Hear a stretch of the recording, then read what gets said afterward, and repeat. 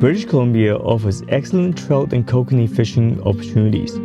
Thanks to the Freshwater Fisheries Society BC, hundreds of lakes are stocked each year to sustain these opportunities. The productivity, however, of each lake doesn't just depend on the fish releases. There are many other factors involved.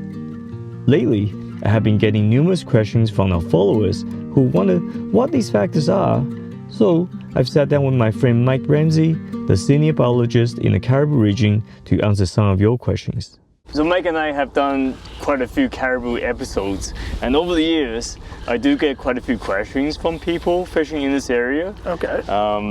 People are interested how the fisheries work, and one of the questions that people ask was that, you have all these lakes, stocked with kokanee, pretty consistently. Every year, they get recruited with new fish, but the fishing varies from year to year. So, for example, one year could be good at sulphurous, and next year could be not as good, but good at another lake, at Hathaway Lake or Bridge Lake or Decker Lake. So what are some of the factors that cause that variation from year to year? So some of the factors are competition. So if you have strong year classes of fish, not just kokanee, even rainbows, one age class can outcompete the classes coming after it. So you'll notice lakes like Sheridan, Bridge, they can have really good years for rainbows or kokanee, and then the next year they're not as good. Well, it's just because the older age fish took the majority of the food. Okay. Another one that affects kokanee though is that when you have good kokanee catch, we get a lot of anglers, and when a lot of anglers show up, they catch not just this year's, but they also catch some of the smaller ones for next year. Oh, they're keeping smaller fish. Okay, yes, gotcha. Or injuring them accidentally when they're fishing for the bigger fish. So that also puts pressure on the next year's year class. Right. So now the real question is really, how do you know which lake to go to then? Because if you only get to come up here, let's say from the lower mainland, you come here for one trip a year, and how would you be able to find that out which lake to visit? So it's funny, it's not intuitive, but the lakes that have the best ice fishing will have the best summer fishing. Okay. You think, all these fish are being caught, it won't be that good in the summer. No, all those fish are being caught because there's many fish. And so folks don't remove all the fish. So if you watch what lakes are good winter fisheries, they're generally really good summer fisheries. Yeah.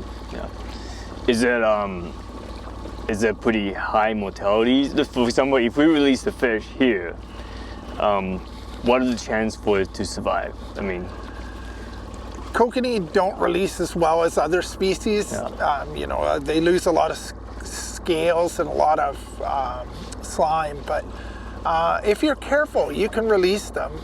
Problem is you're using fairly good sized gear, and when you catch a very small kokanee, generally the poor guy's getting it in the eye or in the gill or someplace. Right. So it is more of a put and take fishery than a catch and release fishery, isn't it? It's we put these fish into these lakes for people to catch and keep to enjoy, because they are great for eating. They do fight pretty well as well. But it's we want people to come and harvest them. That's what you're saying. Yeah, and when they get to the size of the fish you've caught, like when you let go a big rainbow, he could live 1 or 2 more years. He could get bigger. Yeah. But when you catch a decent sized kokanee, it's going to spawn that year. So releasing it doesn't make sense. It's going to die anyways. Yeah. And it's going to die that year, in a few months. Yeah. And earlier we were talking about how a lake like Big Decker, you've increased the number of fish in this lake, so the abundance is better, so catch success is better, but the average size is smaller.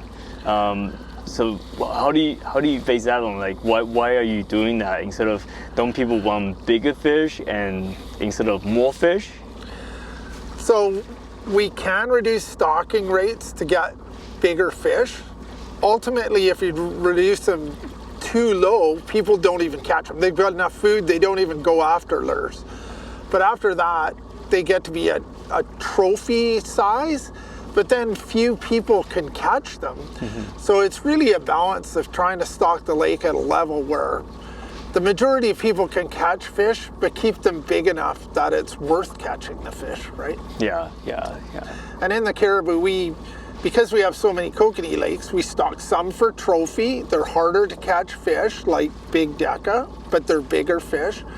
And we'd stock some like little deca at very high densities, so people can catch a lot of fish, but they can't be big. Yeah. The more you stock, the smaller they are. Right. Yeah. And that balance kind of, I guess it's not always the same. It's not fine. It changes all the time, right? Yeah. So you always have to adjust a little bit. Yeah. Yeah, because you don't know what the survival is of the stocking, and you don't know how many anglers are going to show up. So it's very intuitive how many fish you put in, and we go from stocking lower to stocking higher, depending on the results we see from creels and assessments at the end of the year. Yeah. And all these changes in the management and all these approaches, it's what creates such a good diversity of fisheries, opportunities along Highway 24, right? You can come for trophies, you can come for lots of fish, there's something for everybody.